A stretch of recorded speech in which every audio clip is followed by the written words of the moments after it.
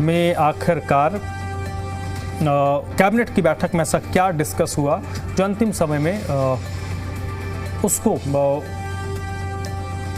Budget पेश करने से पहले तय हुआ है और उसको बजट में समाहित किया जाए।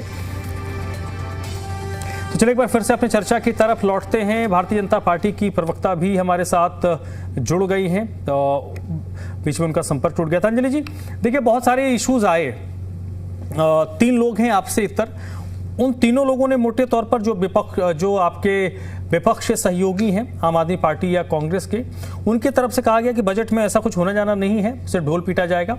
और जो बात वरिष्ठ पत्रकार ने कही, उन्होंने कहा कि बजट इसलिए महत्वपूर्ण नहीं है कि बजट कितना बड़ा हो, बजट इसलिए महत्वपूर्ण होना चाहिए कि किस मद में कितना पैसा जा रहा है और पूर्व में जो पैसा दिया गया उसमें कितना पैसा खर्च हुआ। जी बिल्कुल। देखिए, हम हमेशा से देखा है आपने, कीचड़ में कमल फूल खिलता है। पहले की बहुत सारी प्रॉब्लम्स थी जिसे हम सॉल्व करते जा रहे हैं, उसी तरीके से जैसे कि अभी जिनका भाई साहब का कनेक्शन चला गया, उन्होंने भी एक बात कही कि हम लॉस से शुरू हुए थे, जबकि आम पार्टी ने बोला कि हम तो प्रॉफिट में हैं, हम बहुत सारी चीजें कर रहे हैं और हमको बहुत कुछ हो रहा है। लेकिन जब बजट देखा गया और जब चीजें सामने आई तो पता चला कि हमारे दिल्ली पे भी कुछ ऋण थे, जिसे स्वीकार करते हुए बजट और अच्छा पास किया गया।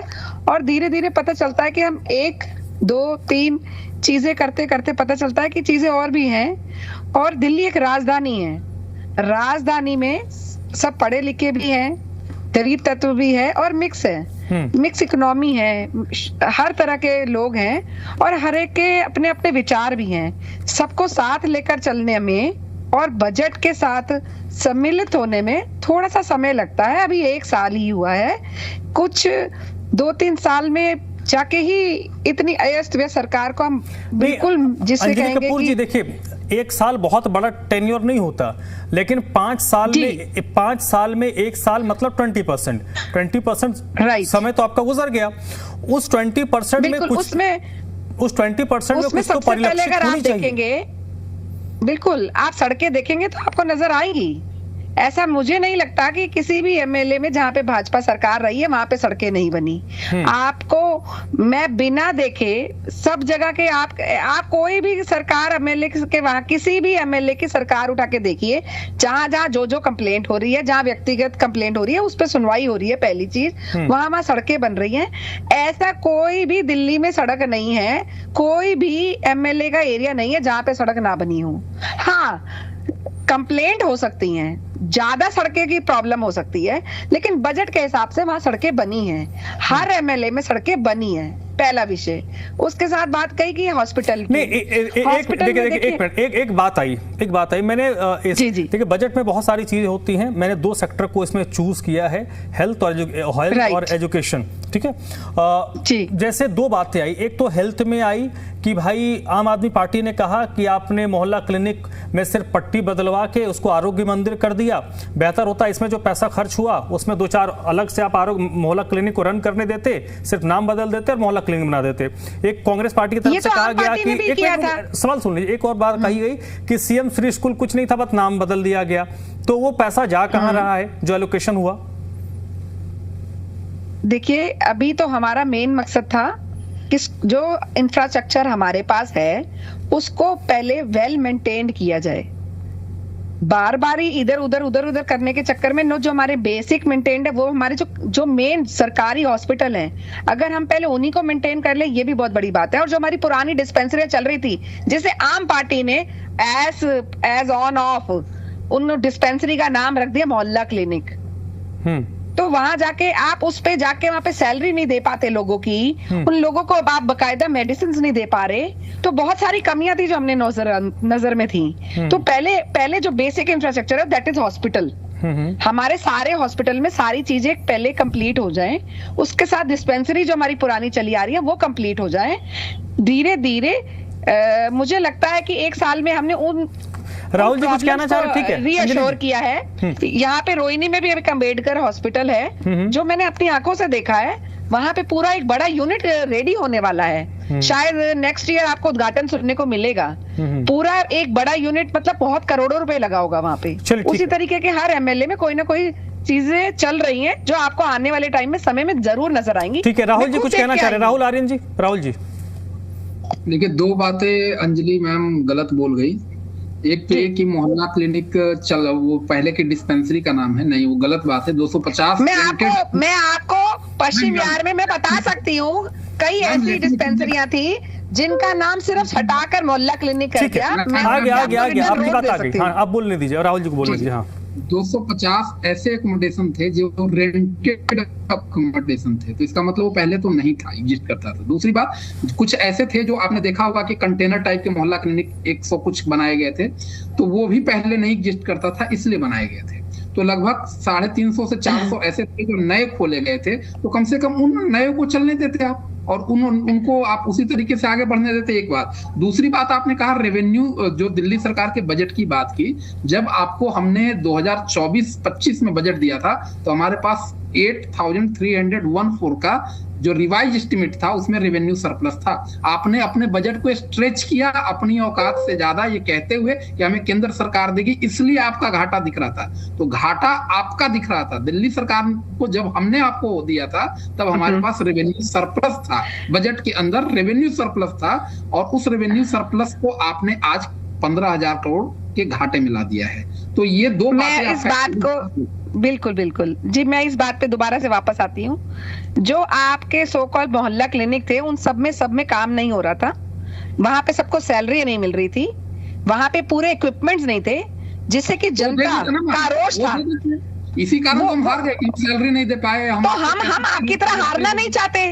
भाजपा अपने तरीके से चलती है। आप बात नहीं समझ रहे। जो डिस्पेंसरी पहले से चल रही है उनको तो पहले कंट्रोल में ले आए। आपकी कंप्लेंट हमके साथ लेके चलेंगे। आप समझिए।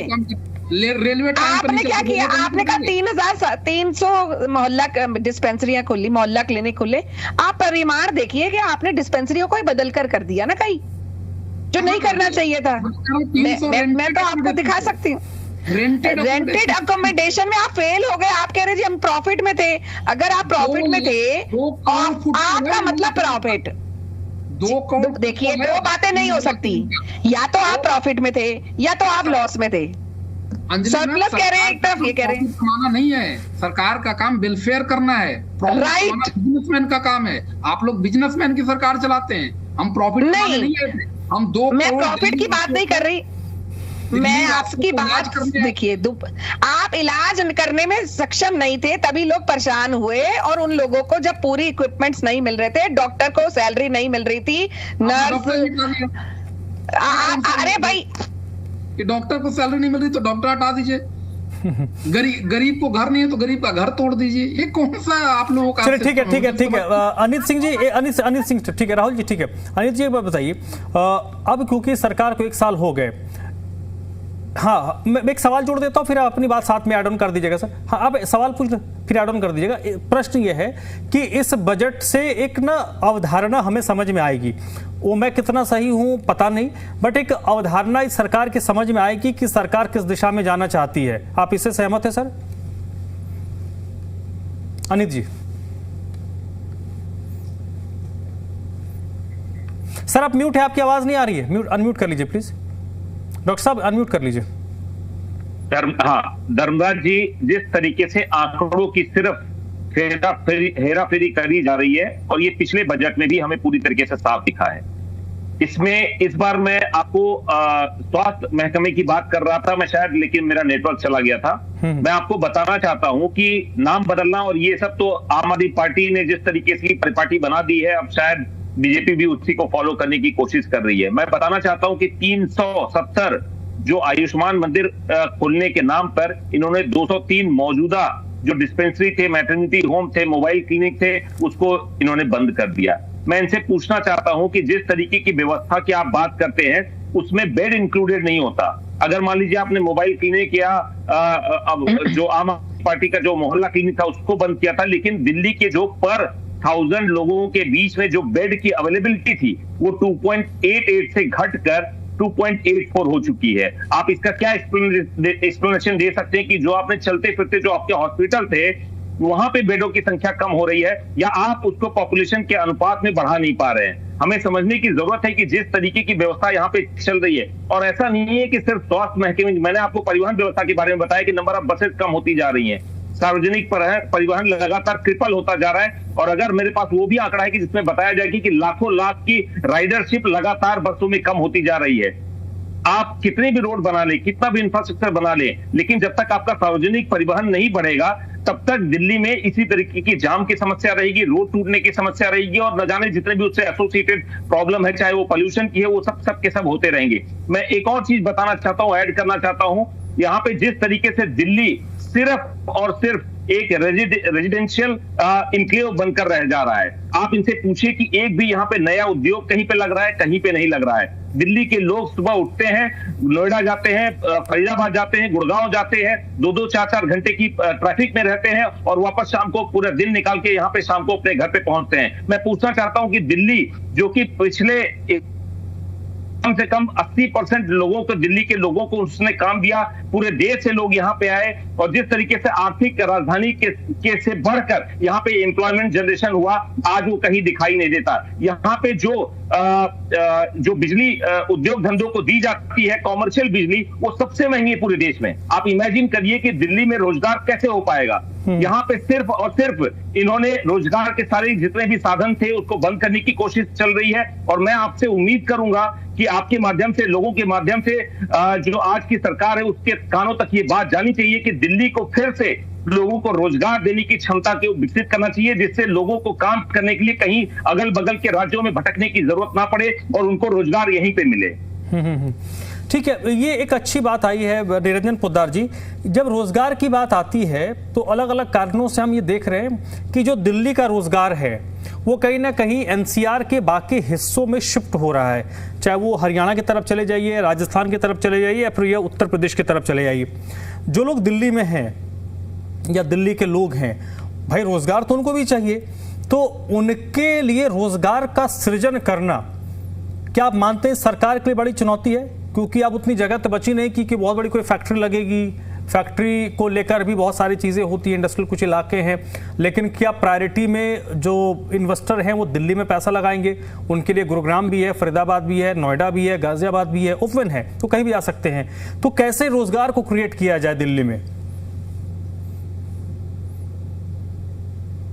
जो तभी जबान के अंदर ये चर्चाएं भी आती हैं कि जो सरकारें हैं, यानी कि सरकारों का अब जो आगे योजना है वो ये है कि दिल्ली के अंदर से उद्योग धंधे, दिल्ली के अंदर से व्यापार, इसको कहीं ना कहीं बाहर स्थानांतरित करने के बाद में, और दिल्ली को केवल और केवल राजनीतिक राजधानी दिल्ली को बनाने का जैसे सरकार का प्लान है। तो ये स्पष्ट तौर पे और खुलेतया कोई भी राजनीतिक दल इस चीज के बारे में नहीं कहा जाता। लेकिन आपको एक चीज मैं बताऊं धर्मराज जी, जैसे अभी चर्चाएं हो रही थी और सरकार की भी बात चल रही थी, हम बजट की चर्चा कर रहे हैं, तो देखिए आपको एक चीज मैं बताऊं, सबसे बड़ी समस्या हमारी सोच और हमारी अप्रोच में है। क्योंकि आज की तारीख में जो सरकारों की जो एक, या यूं कहें कि राजनीतिक दलों की एक समझ लीजिए मानसिकता बन गई, वो पूर्वाग्रसित से मानसिकता जब तक बाहर नहीं निकलेंगे, यानी कि एक पूर्वाग्रह से, और दूसरा जो अति श्रेय लेने इसकी जो परंपरा सी चल पड़ी है, ये कहीं ना कहीं मुझे ऐसा लगता है कि समस्या का मूल कारण है। और जब तक हमारे यहाँ चरित संहिता का सिद्धांत है कि कारण ही निवारण है, जब तक आप कारण पे काम नहीं करेंगे तब तक आप उसका निवारण नहीं कर सकते। ये बात मैं इसलिए कह रहा हूं क्योंकि आप देखेंगे अब जैसे भारतीय जनता पार्टी की सरकार बनी जो 2000 लगभग समझ लीजिए 1 साल पहले या 1.25 साल पहले दिल्ली के अंदर, तो पहले कहा जा रहा था कि अभी तो हमारी बहुत अल्प समय की सरकार है, कुछ समय दीजिए। लेकिन आज भी अगर 1.25 साल के बाद में, यानी कि ये यूं कह लीजिए 400 दिन पूरे होने के बाद में भी सरकार इधर उंगली या उधर उंगली करे, तो कहीं ना कहीं वो पूर्वाग्रह से ग्रसित मानसिकता लगती है। मेरे हिसाब से आपको ये चीज समझनी चाहिए कि अगर पूर्व की सरकारों ने कोई काम ठीक नहीं किया या पूर्व की सरकारों ने सही डिलीवर नहीं किया, तो इसीलिए तो जनता ने आपको सत्ता में बिठाया। अब आप उसकी चर्चा मत कीजिए क्योंकि अब चुनाव प्रचार खत्म हो चुका है। दूसरी बात जो मैं बता रहा हूं कि अत्यधिक श्रेय लेने की, आपने देखा होगा कि जब आम आदमी पार्टी की सरकार बनी तो जो शीला दीक्षित जी के समय की जो चली हुई व्यवस्था थी उसको उन्होंने कहीं ना कहीं पीछे धकेल करके, या यूं कहें कि संक्षिप्त रूप से उनको साइलेंट या उनको ड्रॉप करके और इन्होंने मोहल्ला क्लिनिक लेकर के आए। और उसके बाद में जब भारतीय जनता पार्टी की सरकार बनी तो वो अब उस मोहल्ला क्लिनिक के अंदर जो कमियां या खामियां जो बताते थे उन खामियों को पूरा करने के बजाय अब नई दूसरी धारा खींचने का प्रयास कर रहे हैं। जो चलिए ठीक है निरंजन जी, देखिए अब समय कम है तो जल्दी, ठीक है निरंजन जी, अब अंजलि कपूर जी के पास आऊंगा। अंजलि जी, एक सीधा प्रश्न जल्दी से जवाब दीजिएगा। हर सरकार की अपनी एक प्रायोरिटी होती है, काम तो 75 होते हैं लेकिन उन 75 में से 4-5 काम हैं जो सरकार बताती है कि हमारे प्रायोरिटी लिस्ट में है। जैसे पूर्व की सरकार, हर क्षेत्र में सरकार को काम करना होता है, हर विभाग में काम करना होता है, बट उनका फोकस हेल्थ सेक्टर था और एजुकेशन सेक्टर था जिसको वो अपनी यूएसपी बताते थे। इस सरकार के इस बजट में क्या वो एक्स्ट्रा हो, यूएसपी क्या होगा? Infrastructure number 1। आप आने वाले टाइम में अभी देखेंगे जितने भी हमारे फंड्स पास हुए हैं उसके अभी धरातल पे हैं, अभी थोड़े दिन में आपको नजर आएंगी चीजें, और आपके दिल्ली में ही है और पहले से बनती आ रही हैं, वो दिखेंगी आपको इंफ्रास्ट्रक्चर। और साथ में जो महिलाओं के लिए जो अभी ये लोन पास हुए हैं वो, और जो युवा के लिए लोन पास हुए हैं वो इसीलिए ही है कि जॉब्स कम है, दिल्ली में इतना एरिया नहीं है कि यहाँ पे फैक्ट्री डले, और पॉल्यूशन की वजह से और कम होती जा रही है। इसको नजर पे रखते हुए ये कि लोग अपना कार्य करें, अपने छोटे छोटे अपने यूनिट्स बनाएं, जिससे नॉन पॉल्यूशन यूनिट्स बनाएं, जिसमें लोगों का भी एम्पावरमेंट तो होगा और उसमें और महिलाएं जुड़कर और युवा जुड़कर अपने साथ काम करेंगे और उन सबको हेल्दी एक स्किल एनवायरनमेंट बनेगा और उससे एक आमदनी बढ़ेगी। नहीं वो तो ठीक है, अगर इंफ्रास्ट्रक्चर का डेवलपमेंट होता है तो शहर के लिए अच्छा है और इंफ्रास्ट्रक्चर डेवलपमेंट से रोजगार भी सृजित होती है। राहुल जी, बीजेपी नेता अंजलि कपूर हमेजा की तरफ से माने तो सरकार की जो प्रायोरिटी अभी इंफ्रास्ट्रक्चर को डेवलप करने का है। धनराज जी, वही इंफ्रास्ट्रक्चर ये लोग 15 सालों से गुड़गांव में विकसित कर लिए हैं, वही इंफ्रास्ट्रक्चर गाजियाबाद में हो गया है, नोएडा में हो गया, बस दिल्ली में रामराज रुका पड़ा है और उस रामराज को रोकने में विपक्ष बहुत बड़ा बाधा है। इसलिए विपक्ष को विधानसभा के बाहर कर दिया गया है, लेफ्टिनेंट गवर्नर को बदल दिया गया है, उनका अभिभाषण रोक दिया गया है और इस प्रकार से अब धीरे धीरे रामराज दिल्ली के अंदर उतरना शुरू हो चुका है। अगर आपको नहीं दिख रहा है तो आपकी दिक्कत है, मुझे नहीं दिख रहा तो मुझे दिक्कत है, पोद्दार साहब को नहीं दिख रहा तो उनकी दिक्कत है। रामराज तो धीरे धीरे उतर ही रहा है, ये हम सब लोग मान ले। और 1 लाख करोड़ हिंदू राष्ट्र में रहते हैं तो इसमें गलत क्या है? रामराज दिखना कोई गलत तो नहीं है। नहीं, वही तो मैं कह रहा हूँ, उतर रहा टोक रही हूँ। मुझे एक बात बताइए, भारत ही पूरे वर्ल्ड में एक ऐसा, आप बात ही नहीं समझ रहे। आप बताइए ना कौन सा हिंदू राष्ट्र है पूरे वर्ल्ड में? एक हिंदू राष्ट्र, हम हिंदू कहते हैं भारतीय है। चलिए ठीक है। हाँ जी डॉक्टर साहब बोलिए। इसको टिप्पणी देना तब तो बहुत गलत बात है जी। चलिए ठीक है। आप हिंदू नहीं है कि मैं हिंदू नहीं हूँ? ढूंढने के लिए बैठा हुआ हूँ। आपको अगर इतनी प्रॉब्लम है तो आप यूएसए जाइए, आप दुबई की कंट्री में रहिए ना। नहीं सुनिए तो, आप अपनी माँ का पैर छूते हैं, हमारा हिंदू राष्ट्र है, हम अपनी माँ का पैर छूते हैं, भारत को अपनी माँ मानते हैं, तो ये गलत है क्या? चलिए ठीक है अंजलि जी ठीक है मर जाए, अच्छी बात है। हाँ ठीक है। हाँ डॉक्टर साहब बोलिए। तो ये बड़ी जरूरी चीज है कि डॉक्टर साहब आप म्यूट है, अनम्यूट कर लीजिए, आपकी आवाज नहीं आ रही है। अनिल सिंह जी, डॉक्टर साहब अनम्यूट है आप। धर्मराज जी, मैं बताना चाहता हूं कि बजट पे बात होते होते ये मुद्दा इस तरीके से डाइवर्ट हो रहा है कि बीजेपी और इनके कोर जो अलाई है आम आदमी पार्टी, उनको काफी ये मैटर सूट करता है, हिंदू मुसलमान करना, हिंदू राष्ट्र बनाना, ये सब सारी चीजें चलती रहेंगी। ये बजट के मामले में मैं जो सवाल पूछना चाहता हूं, मैं बताना चाहता हूं कि दिल्ली वासियों का अगर आपको ध्यान है तो आप सार्वजनिक परिवहन व्यवस्था को संभालिए, आप यहाँ पे बसों की संख्या को बढ़ाइए। जो डेली राइडरशिप है वो लगातार कम होती जा रही है और उसी का परिणाम है कि साल के 3-4 महीने दिल्ली वासी सांस के लिए उनके फेफड़े लाल हो जाते हैं। दूसरी बात मैं कहना चाहता हूं, जो ये पर कैपिटा जो वाटर की अवेलेबिलिटी है, फ्रेश वाटर की अवेलेबिलिटी है, वो लगातार चलिए सर, अब देखिए अब ज्यादा समय है नहीं, 12 घंटे से होती जा रही है। सर देखिए यहाँ पे जो रोजगार के साधन है वो लगातार कम होते जा रहे हैं। नहीं, आप कोई सवाल जवाब नहीं, समय खत्म हो गया है। अब कितने 9 बज गए हैं, कल 11 बजे, 14 घंटा 15 घंटा का समय है। वो जो फाइल खुल जाएगी, पता चल जाएगा बजट में क्या है, तो कल